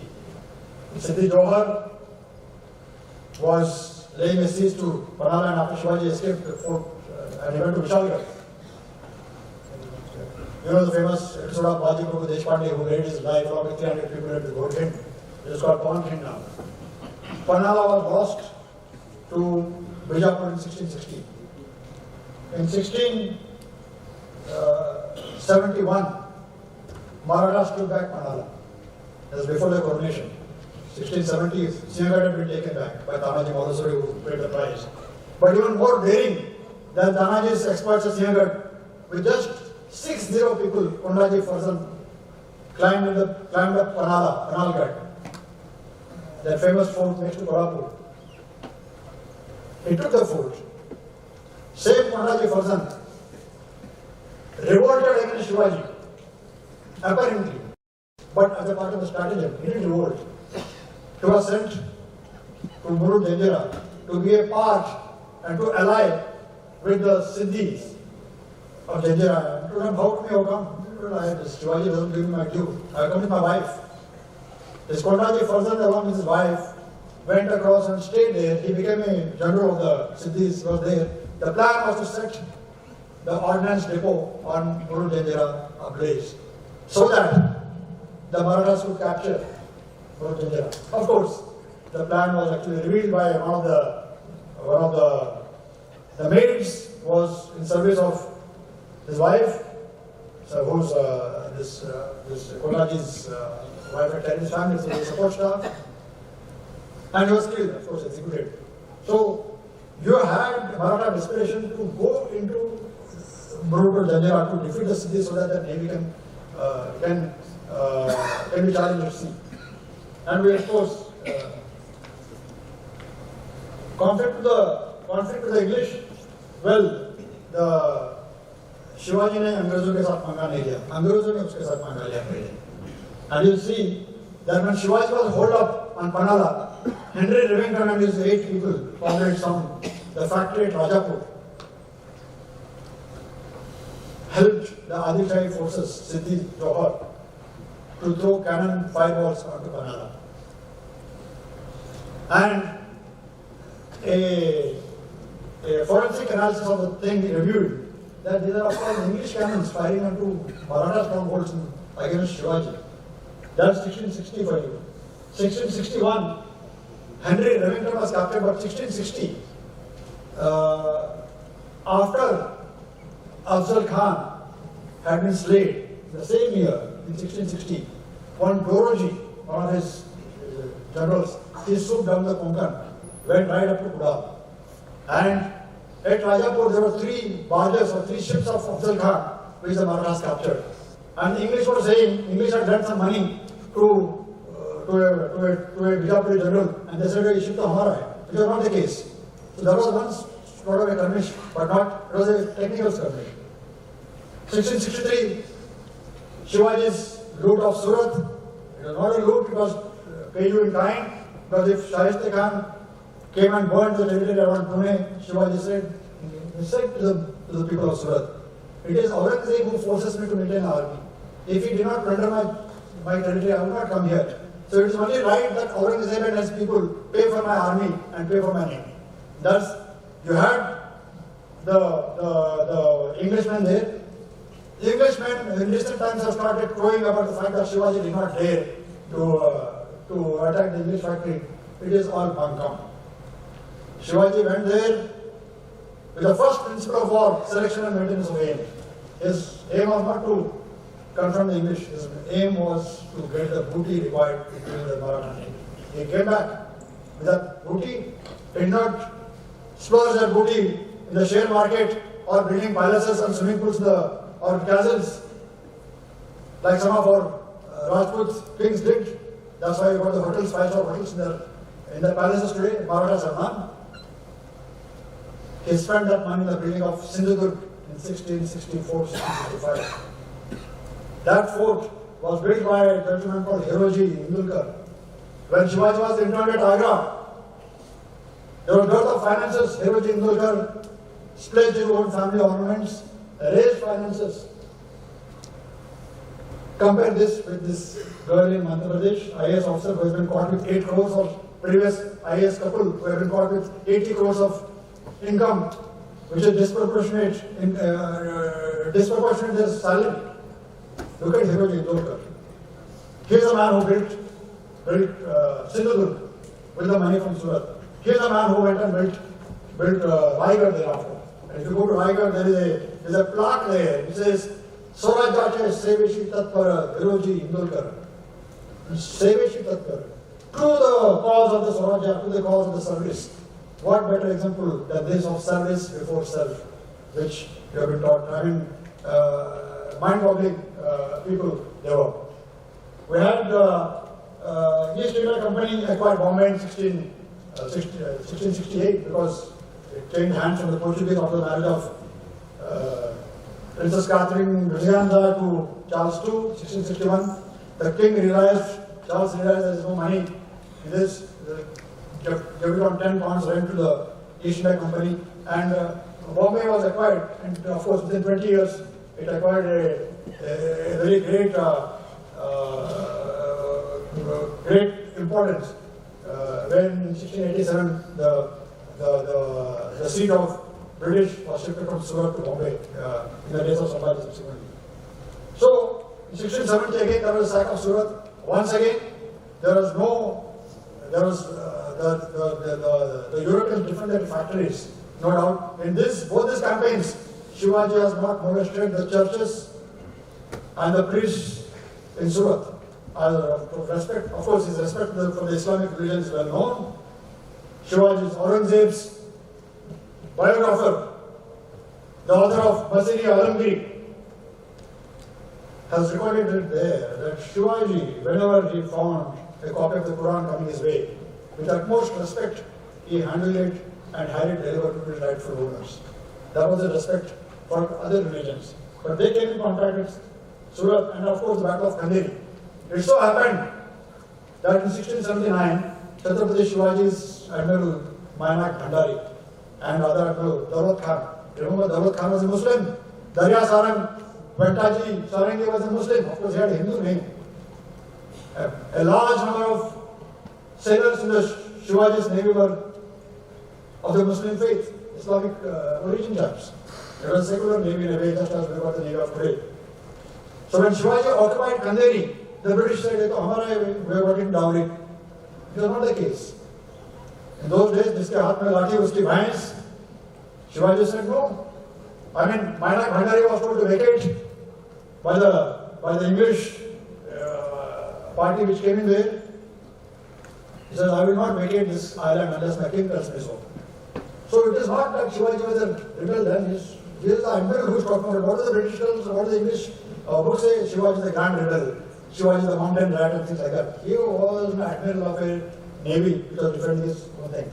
The aim was to keep an eye on Kanderi, from Kanderi onto the traffic of the Mumbai harbour, and more importantly, to act as a checkmate for in addition to Parmaduk, to Sindhi, who is to venture into Mumbai harbour for rest, recreation and operational turnaround to get his ships repaired, maintenance, the anchorage during monsoons, get rations, and things like that. So there was a great battle. Now, if I cover this battle in great detail, it will take an entire chapter. It is the aim of the lecture to only spur you to look at these things. But from 1679, post-monsoon, still January or February 1680, Shivaji died in April 80. This battle was raging, and Maratha forces did not yield to the English pressure on them. In fact, there is correspondence to say that the Surat headquarters of the British presence here was saying, "Kyun panga ho liya aapne?" We have done an error, and they were finding a way out to get out of this because it's not easy. It was not good to antagonize a mighty man like Chhatrapati Shivaji, because the comprehensive nation was Mumbai depended on firewood, on food, on trade routes, on Shivaji's territory. You could not, even now there is this, if you go up the harbour, there is a Koilsa Bandar, like north of Shuri, Koila, firewood. Shivaji, Mumbai had no firewood.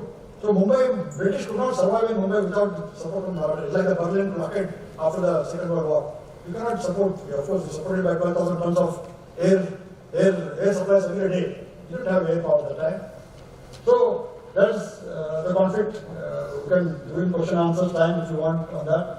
Maritime strategy, strategic depth. Just as Pakistan when crowing about strategic depth in Afghanistan, Shivaji had the vision to have a strategic depth by his Dakshin Digvijay in 1667, 1678, 1678, when he embarked on it. Digvijay is also Harshavardhana, Yudhishthir, Samrat Ashok, all these people went on Digvijay. Lord Rama, when he went and his horse was checkmated by Lava and Kush, his children, went. Digvijay was the done thing for a Hindu emperor after his coronation, after he became a Chakravarti, so to say. He embarked on Dakshin Digvijay. Estimate not lowly the advantage of the Dakshin Digvijay.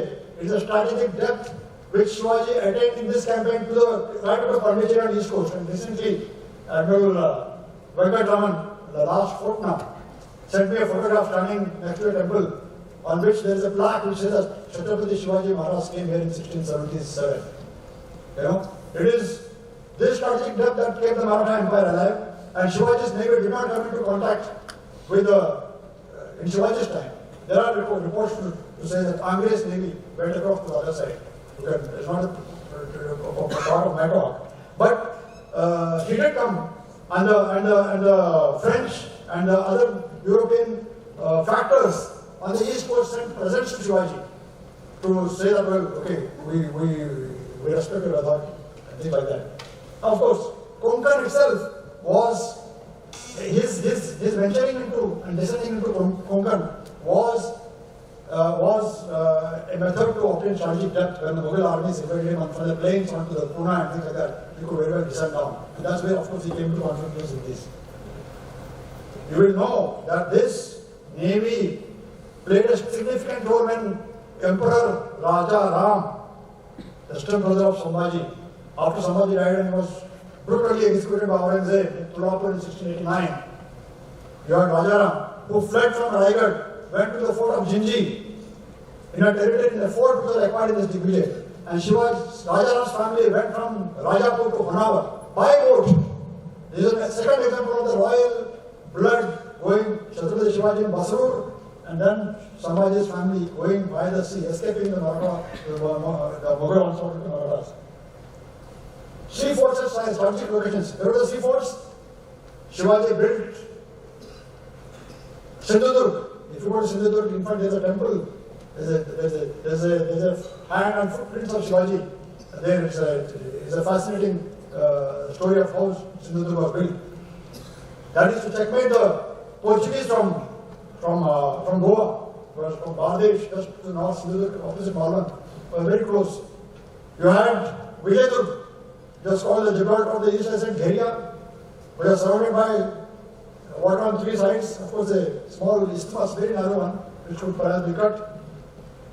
He even had a seawall constructed next to Vijayadurg, so that when larger warships of the Europeans came in there, they would run around. We had Padmadurg, we had Swarnadurg, we had Padmadurg, and you had the fort at Kolaba, and then of course Kandil. These were the sea forts. There were an equal number of coastal forts where Shivaji, just like the Portuguese had coastal forts at Aguada and Cabo Point and Mormogava and of course Vasai and Karanja and Chau and many other locations in the Carnatic coast. Shivaji, there was a strategy to have a sea coast to extend its reach. The fleet ought to be always combat ready, and so are the forts. It is clearly enunciated in the Ajna Patra. the fleet has to be always made combat ready. And it was the responsibility of the Subedar ruling that place to ensure that the demands of the fleet commander are met when the fleet comes in for OTR or for maintenance. Recruitment was not hereditary. It was based on your merit, much like the Indian Navy. Navy was paid by the state treasury, unlike the Mughals and unlike, because you plundered and you maintained an army. The Mansabdar system was that. I won't dwell on that more. He encouraged trade because Artha Mulo Danda, says Arthashastra, says the motto of the Income Tax Department of India. So without trade, the Chinese built a navy because of finances accruing from trade. And there is a great amount of literature available as to how trade should be encouraged, how if a big merchant comes to town, he should be received, should be given presents, he should be given, what are they called? Incentives to set up a factory and trade. No land to Europeans because Shivaji said that these people are different from normal traders. If they acquire land, they are not going to be living it easily. And certainly, they should not be given land. No European was given a land in Shivaji's time at the coast. Any land, be it Rajapur, be it any other factories, are always given inland. So that, in case they became too big for boots, the land forces could always checkmate them. Power projection, as you have seen in Basuru campaign, it sent a word around to watchers of maritime power at that time that the Maratha Navy has arrived. It was a coastal force, nothing like the Cholas and the Blue Water Navy. But then that was enough. The Maratha Navy was primarily raised as a coastal defense force. But to raise it at that time and to have such lofty ideals of the Swaraj is what makes it great. Maintain a fleet in being, do not give battle in case you are, weaker. You're not Nelson who went in and who said that my captain would do no wrong if he placed the ship rocks at the enemy. No Jat type bravery, so to say. Pardon me, Jats. My son is always a Jat, so I don't mean it really. So, maintain yourself. खुद को बचा के रखा. So, just like Dattaji Shinde, before the Battle of Panipat, at the banks of Yamuna said, बचेंगे तो और भी लड़ेंगे. He said to the general of Umar Shah Abdali. There's a different story, of course. But no point going foolishly. Preserve yourself. Live to fight another day. This is drastically in contrast to his own brave actions at Lal Mahal or slaying of Abdul Khan, wherein he went with a considerable risk of personal injury to himself. There, he is not kept this fleet in being concept. Different situations, different concepts. This was largely the concept inserted in the Ajna Patra. Intelligence-based operation, his head of operations, Bahirji Naik, is a legend in Maratha. There are ballads sent to him. All his operations, when he went to raid Surat, every house in the inventory of the riches which can be obtained from each mansion was actually listed. Marathas didn't find it difficult to make them cough up what was there in the mansions. But Marathas dug up the mansions in Surat to get back the riches. Aggressive patrolling. समुद्रावर पहारा करून गनिमाचा अंदाज ठेवावा. While patrolling, know where the adversary is. This is the principle in the Ajna Patra. Not much different from the coastal patrolling, which you do the FOMAC, the fleet, ships undertake now. The coastal defense.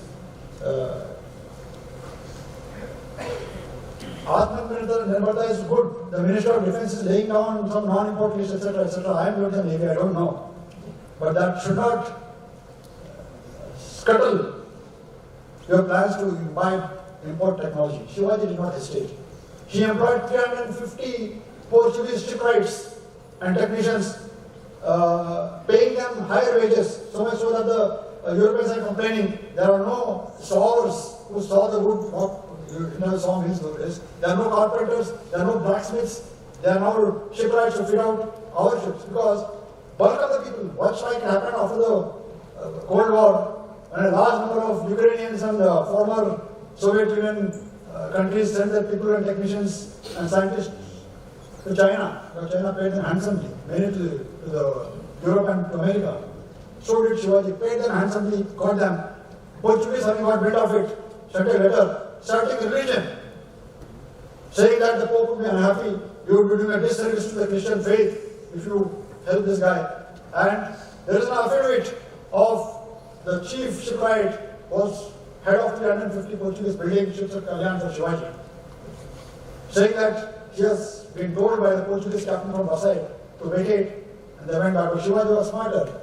He told his chaps, the Indian Jugaad, the great Indian Jugaad, Hindustani shipwrights, they are largely Hindus. If you see the shipwrights by trade, they are not Muslims. Muslims are the guys in the west coast who go out to sea. You know, these guys, they imbibed the technique of building a ship. They didn't have the theoretical knowledge because the Brahmins never committed themselves to building a navy because crossing the sea was a sin. It came in between, not in Chandragupta Maurya's time. But they copied what the Europeans taught them. Foreign imports were guns, the French in particular. French were late arrival in 1668 into India. You know, but Shivaji was very, very keen to import artillery. And if you look at the submarine and we look at the Kunjali Morakkars, what is the bane of Indian navies over the ages? Lack of technology. It is the artillery and the shipbuilding techniques which defeated us more than anything else. Tactics now, what about the principles of war are eternal? Don't think for one moment that Shivaji is saying, of course, the battlefield today is different. You are outranged, outgunned. The distances of surveillance, the range of your weapons, the dimensions, you got the cyber, you got the satellites, you got the position systems, you got the communications, which are really the underwater domain, the aviation domain, all right, but the principles of war are eternal. The principles which Shivaji and his fleet used, if you go into the various battles, continue to be relevant today. His tactics at sea were influenced by the guerrilla warfare, which was enacted. A general never gives battle on unfavorable ground. So did Shivaji's navy, did not give battle unless it was absolutely necessary, when circumstances were unfavorable. They used wind and tide, covering, uncovering times. The bigger ships of the Europeans could not venture into shallow waters. Shivaji's small craft used to take a refuge in the many creeks, in the river mouths, under the cover of the forts guns, or the coastal forts guns. They were most happy if there was no wind, because the British ships, the Sindhi ships depended more on wind power for the propulsion, and without wind power, they were like sinking ducks. The Marathas, in contrast, with their light gunboats, would row with 40 people. And Maratha horse and Maratha gunboats, nobody could catch that. You see that movie Bajirao Mastani? Deepika Padukone famously comes and asks Bajirao for help to her father and says, Chhatrapur kitna dura? He says, 4 दिन से 2 दिन में हम पहुंच जाएंगे. Nobody ever was successful in catching a Maratha on a horse. So also even when Turaja's navy was destroyed at Suvarnadurg, Turaja's galvas simply rode hard and moved out south. The British could not catch them. So if the weather was calm, Maratha galvas always emerged victorious because British and Sindhi ships lost maneuverability. Marathas could maneuver it. Fight by night, as they did during Conquests. They of course fought by day too, but that was the prime principle. They knew the waters. Wolf pack tactics. A scale of 3 to 5 galbats for each gurab. And a couple of such gurabs. Suppose 3 gurabs attack with 15 chaps attacking a single ship. Quantity itself is a quality in warfare. And there was no doubt of quantity of galbats and gurabs from ours. As I told you, in the Basul campaign, there were 85. Some reports say that there are 200 ships plus 200 ships in 2 Subhas and 400 ships Shivaji had. Of course, accounts will differ. Okay.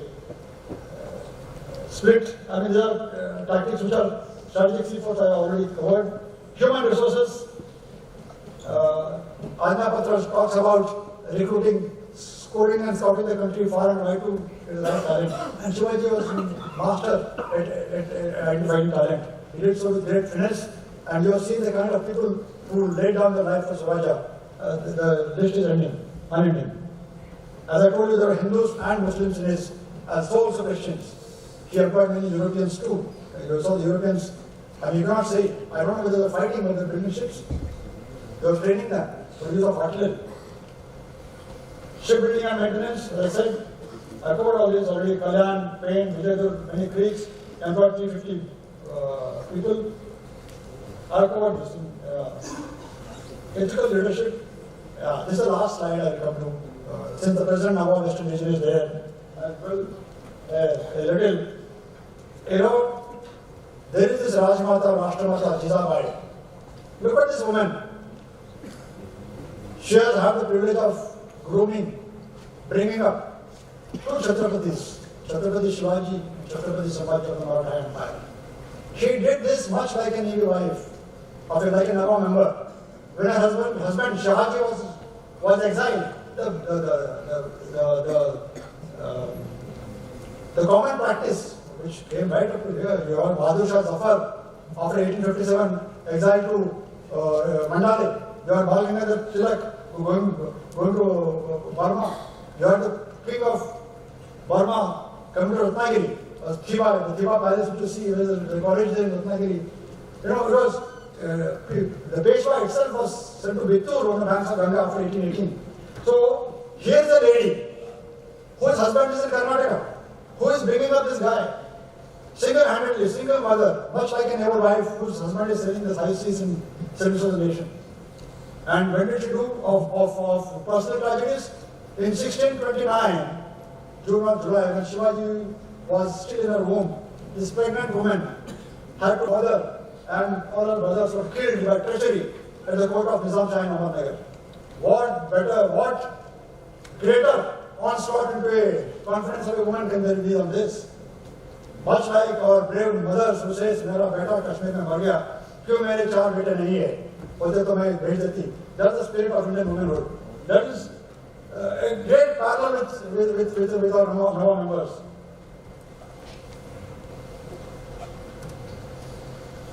Okay, and I would believe, last but not the least, it is the ethical principles which Jizabai instilled in Chhatrapati Shivaji at a very young age that made him during that ruling against the party of Ranze.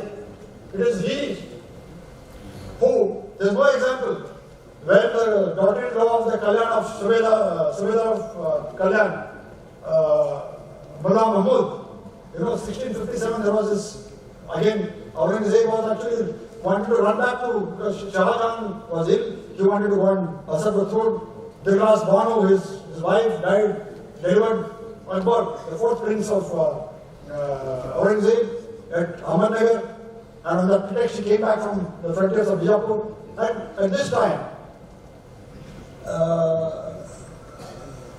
Kalyan was raided in 1657, when Aurangzeb, Subedar of South was busy, he raided Kalyan, and Kalyan was to be given to Aurangzeb. So Mullah Muhammad was vacating the fort and carrying the treasury to Adi Adilshah, which Shivaji raided and used that treasure.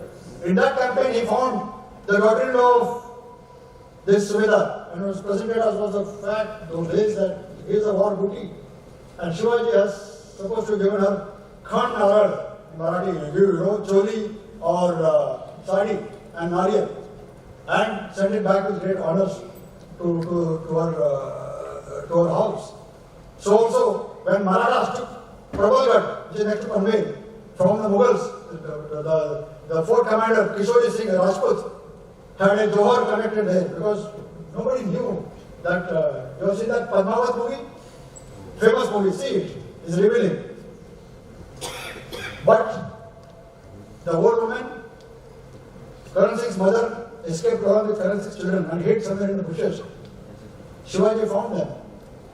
What did Shivaji do? He put his head on the mother's feet. With great honor, sent her back to her household. These values were instilled on Shivaji by Jizabai. Now our president will take heart in the role of the women folk. in shaping Shivaji's character. I have finished. I'm extremely sorry.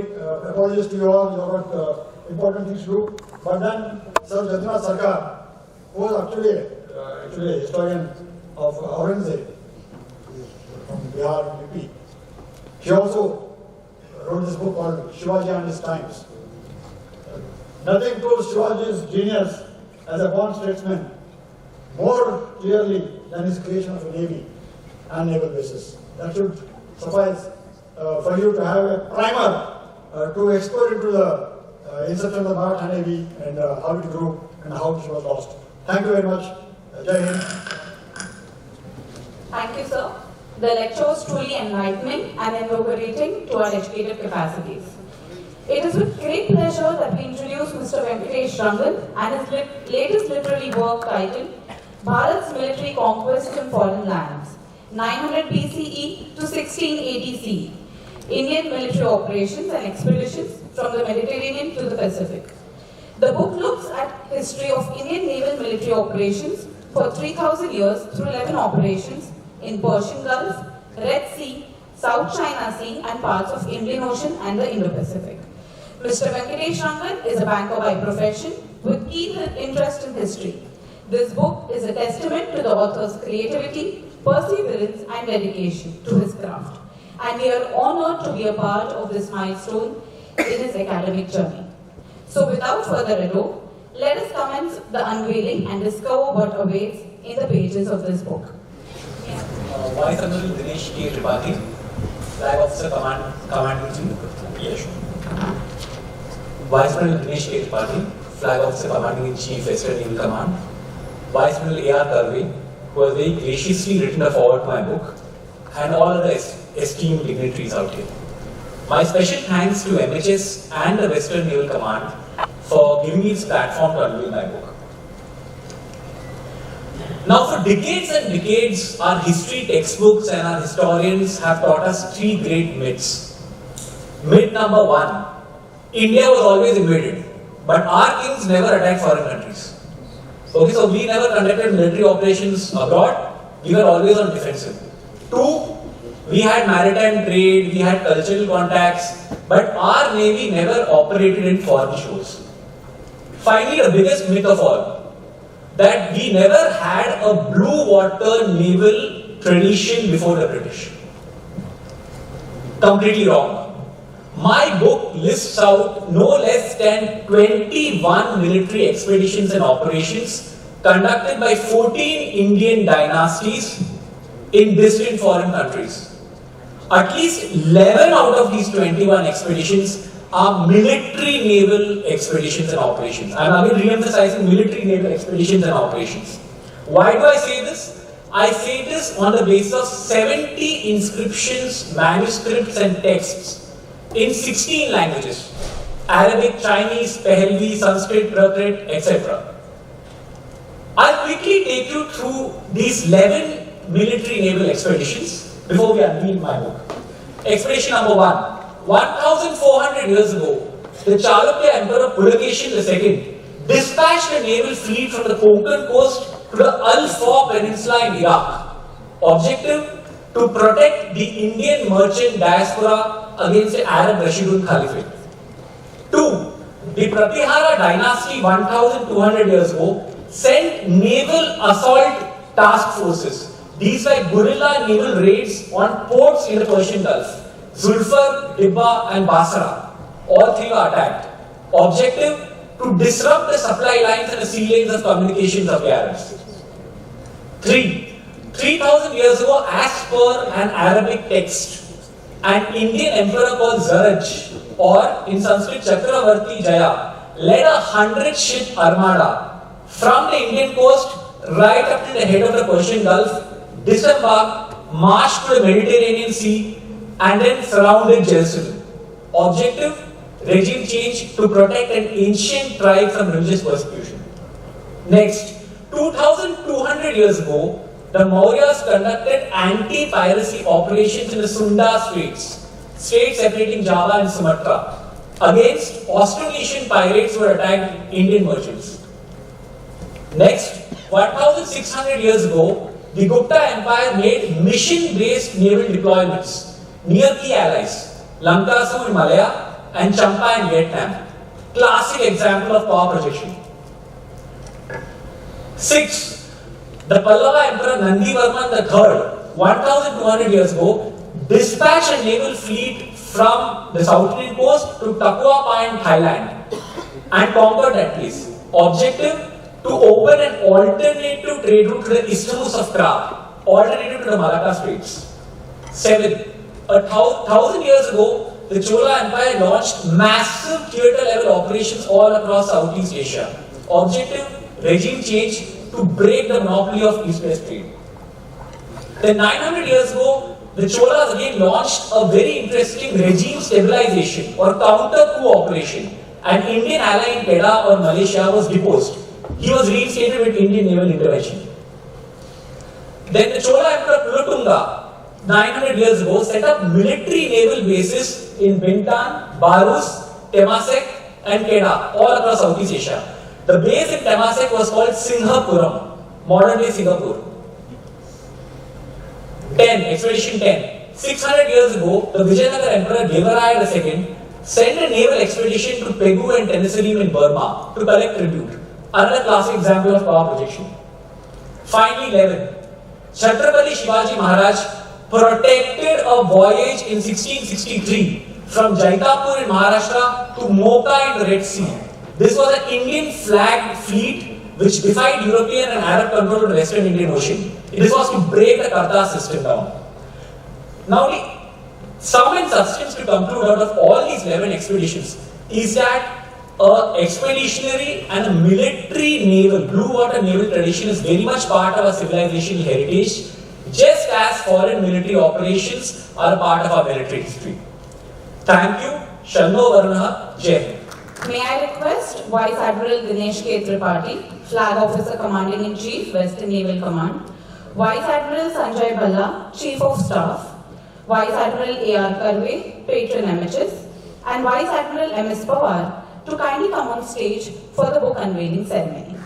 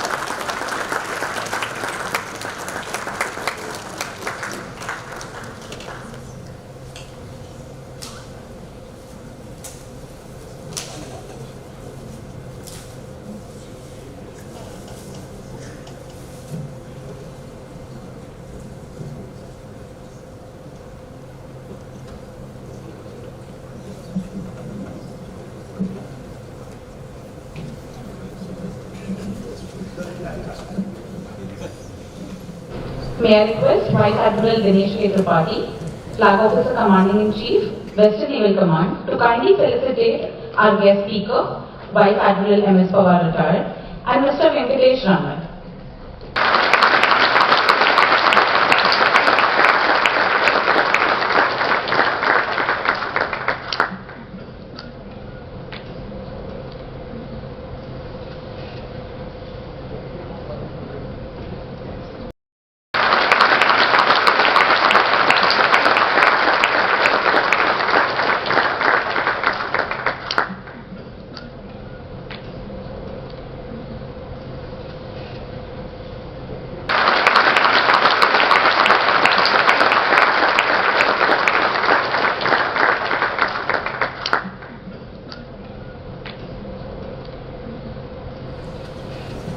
I now invite the seminar coordinator, Mr. Bernard D'Souza, Senior Research Associate, Maritime History Society, to deliver the vote of thanks.